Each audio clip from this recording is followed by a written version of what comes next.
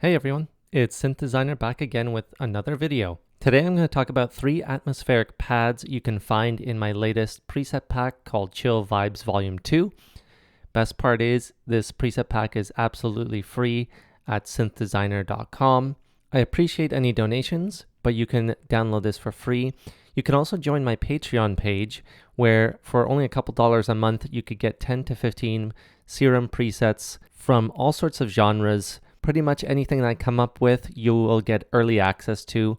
I release all my presets for free, but just in case you want to support me and get some cool stuff quickly, faster than anyone else, and some exclusive stuff as well, you can head over to Patreon.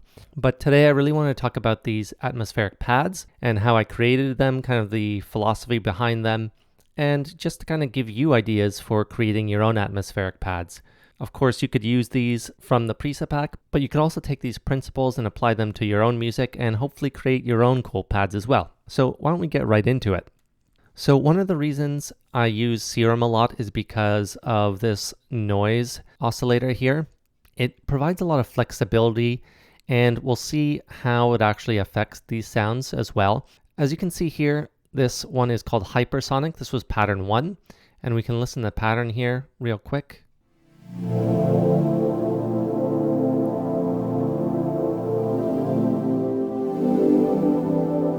So you can see there's some movement here, and we're going to get right into it. A couple things. I have 2 saws here. Both of them are with 4 voices in unison, but as you can see here, one of them is just kind of this plain saw here. The other one is called saw rounded. Each of them have their own unique characteristics. Let's just listen in to how each sounds.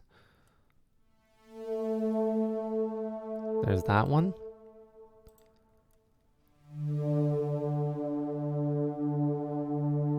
So they're going to sound just slightly different because they have slightly kind of different shapes. And as you can see here, there's also the noise oscillator, so we're going to play that on its own.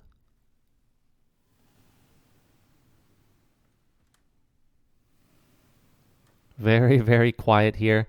I'm going to turn up the level maybe just so you can hear it a little bit more.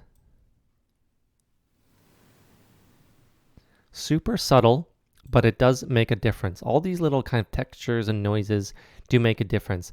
Now this is something I pulled from, I forget where. It's not part of the stock sounds, but again, you can just download this for free. But what I like to do a lot of times when making these atmospheric pads is just take some kind of unique noise and add to it. That makes it a little bit more unique and interesting. But getting back to the wave shapes here, I didn't do too much here in terms of warping them or anything like that. As you can see, a couple things. The first is, let's take a look at the LFOs and envelopes. So the first envelope here, the amp envelope, as you can see, it has that long attack, and so does the second envelope. And that's just to kind of introduce the slowness of this build-up, right? Well, that was a terrible chord. There we go. And atmospheric pads really need kind of a softer attack. If you come at it with a really harsh attack, really quick one, it's going to just kind of blare right into it. And we want that kind of atmospheric sound to build up and come into its own, right? So envelope 2 here, as you can see, is attached to the filter. And this filter is pretty interesting as well.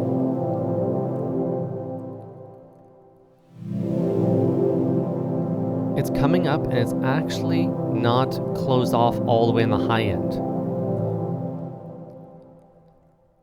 And that's actually done with the other envelope, which I'll show you in a moment. But you can also see that the level of the noise oscillator comes up here and it kind of mimics the sound. I don't want that noise being present right away.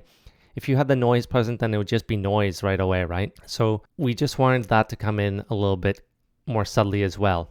I just want to go quickly right back to this oscillator here. Before I forget, this is actually 7 semitones down, which means it's going to work really well with the root note essentially. So anytime you go 7 semitones up or down, you will generally have a nice and pleasing sound. They just work together really well, and it's just kind of how sounds work. It's a perfect fifth essentially. So anytime you have a perfect fifth up or below a root note, it generally works, just harmonically speaking. So getting back real quickly to the envelopes, one thing I have is a third envelope here, shaped similarly to number 2, and it is affecting the wavetable position in number 1. As you can see, it's moving it, just a slight movement. We want subtlety, right? We don't want it moving around too much. And then the other thing I showed you earlier was that it's attached to the filter. And actually what I did here is the mix. So you can actually turn the mix down essentially, which makes it essentially get more room up in the higher frequencies. If we had it all the way cut off, then it would just be cutting off all these frequencies, but instead it has a very, very just subtle upper frequency information up here, which is nice. In the effects here, anytime you're creating atmospheric pads, so you can use third-party plugins. I just kept everything within Serum because I really wanted to give you folks the kind of basis of the sound, and then you can use your own effects if you really want to, but you don't need to. There's a lot of reverb here and a lot of size. That just gives it that dimension. I did cut out some of the lows here at the end, and there's some delay as well. Then I also added this hyper dimension.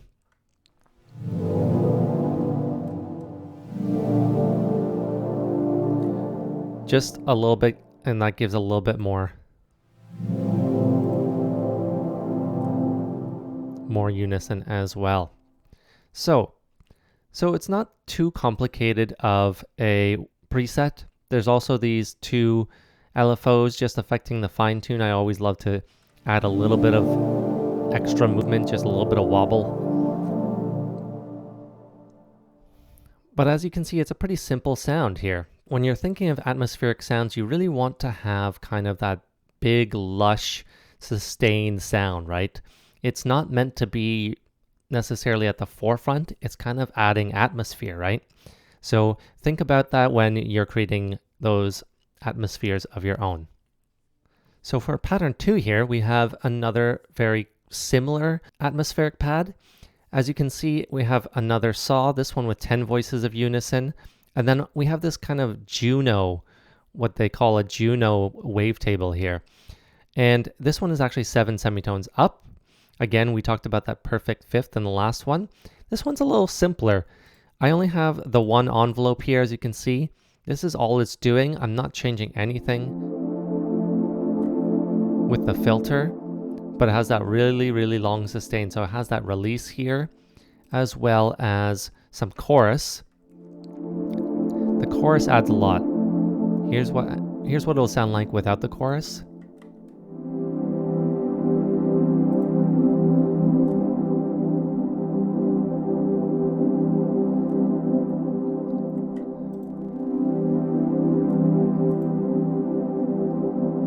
Definitely giving it some dimension there. Once again, tons of reverb, and I'm cutting out the lows. The reason why I'm cutting out those lows is because it's a pad. You're generally going to have kind of a bass to go with pads. Not necessarily in every situation, but here I didn't want it to be too much of the low end because it then gets a little bit muddy. And then quickly, once again, I had this fine-tune knob attached to the LFO. But see, this one is pretty simple. You kind of get 2 complementary sounding wavetables or wave shapes, and you get some really nice sounds. It's not complicated. You could really get some nice sounds just putting some basic wave shapes together. The one thing I really did to add more dimension to this one was add the 10 voices of unison instead of just 4. That way you're really getting just a ton of unison and the potential for a little bit extra detune if you want it as well. As you can see as well, I have the drive up. I don't want to be distorting it because then you can really get some unpleasant like artifacts. But with the drive, I feel like it just adds just a little bit of harmonic content without adding too much, right? So this is the basis really here for this one. And you could really get some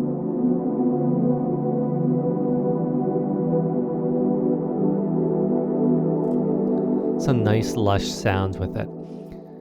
So think of the Juno and the saw when you're making some of those wavetables. I really like using saws for atmospheric pads because once you cut out some of those really harsh highs, they really add a lot of kind of beautiful harmonic content. Then the last one here that you heard at the very end is a little bit different from them.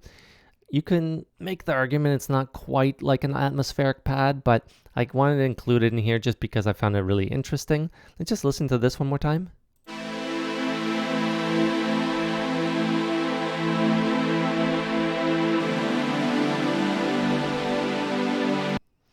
So as you can see, this one has a few differences. If you know my channel pretty well, then you'll know I make a lot of synthwave and synthwave related material. This one really reminds me kind of synthwave, but that big synthwave type of sound. And there's a few characteristics that make it such. So first we have the noise here. You could really hear that noise coming through. Let's just listen with and without the noise. I'll play the pattern.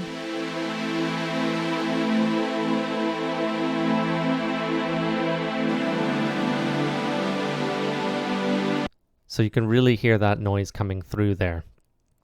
The other thing is we don't have the standard types of wave shapes that we saw before. I really want to give this a little bit of character. So you have to think about how these wave shapes really affect things. Now, you can talk about all these kind of cool and unique wave shapes and how they have their own character, like this mini bass and this PWMDS, but you have to think about them how they would function kind of as a basic shape. Now this is, you can see it has harsh lines. This is a little bit smoother lines. So the two together, why do they work? Well, let's listen to one and then the other.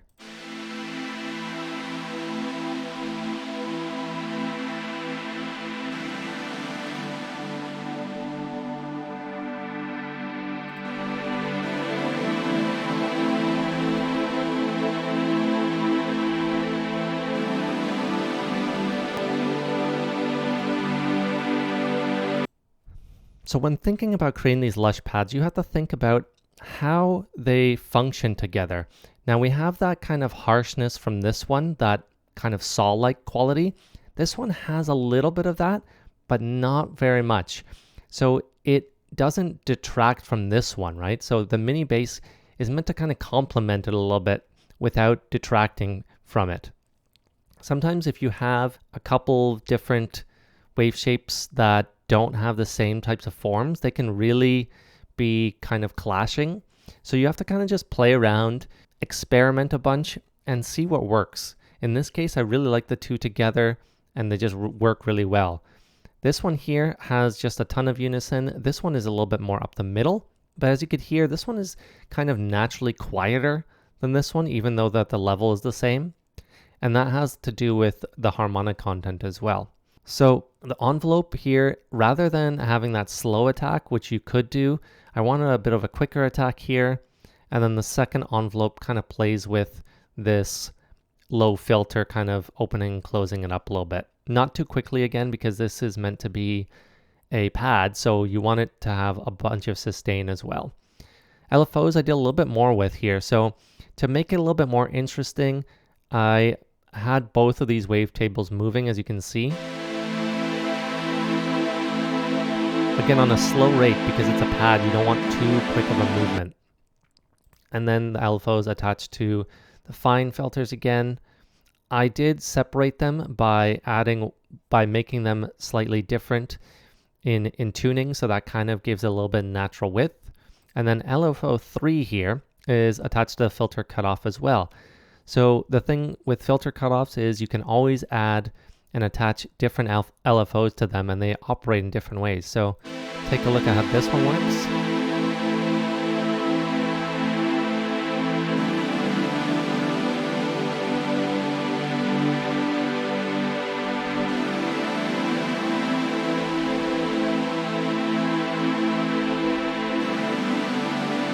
And then versus this one.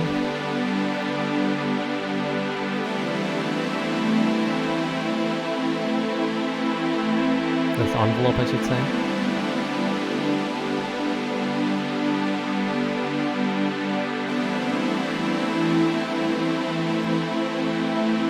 So that LFO just opens it a little bit more versus the envelope.